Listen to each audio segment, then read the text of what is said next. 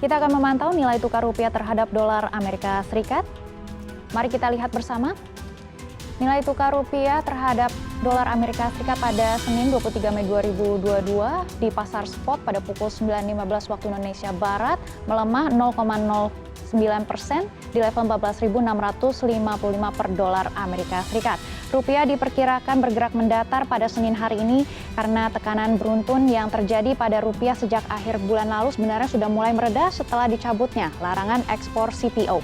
Selain itu, pelaku pasar juga masih menanti arah kebijakan bunga The Fed lanjutan dan kebijakan moneter Bank Indonesia pekan ini. Pelaku pasar juga mengantisipasi rilis data produk domestik bruto Amerika Serikat pada pekan ini.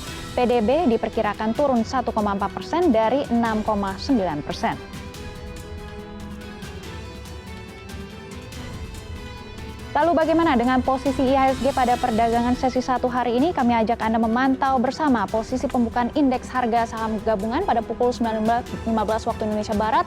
IHSG berhasil melanjutkan penguatannya di level 6.918 dan menguat 1,39%. Minggu ini pelaku pasar dalam negeri akan menanti rilis suku bunga kebijakan moneter BI 7-day reverse repo rate, tepatnya besok akan dirilis. Dan banyak pelaku pasar yang memprediksi BI akan menaikkan suku bunga paling tidak 25 basis poin untuk menangkal outflow karena kenaikan suku bunga The Fed. Namun tidak sedikit juga yang memprediksi bahwa BI akan menahan suku bunga kebijakan dengan masih di bawah targetnya inflasi domestik. Dan selanjutnya mari kita pantau bersama posisi bursa saham utama di Asia Pasifik.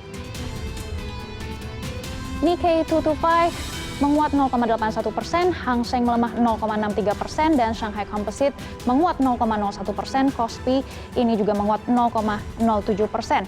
Mengawali perdagangan minggu ini, futures regional Asia sebenarnya menguat, diikuti dengan bursa saham di Asia juga bergerak menguat hari ini, di mana ada beberapa indeks menjadi pemimpin kenaikan setelah Tiongkok juga mempertahankan suku bunga pinjaman acuan 1 tahun di 3,7% dan memotong suku bunga pinjaman 5 tahun sebesar 15 basis poin. Sementara itu tetap ada sentimen negatif dari Tiongkok dengan ganjalan lockdown karena kebijakan 0 kasus COVID-19-nya. Dan kita beralih ke perdagangan bursa saham Eropa pada penutupan Jumat 20 Mei.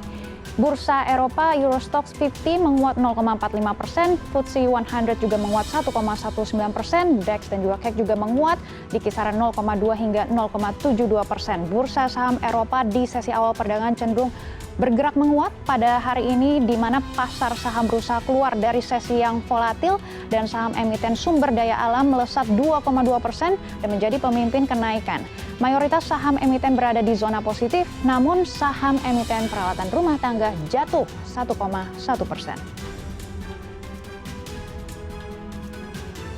Ya, sekarang mari kita bergeser ke Wall Street.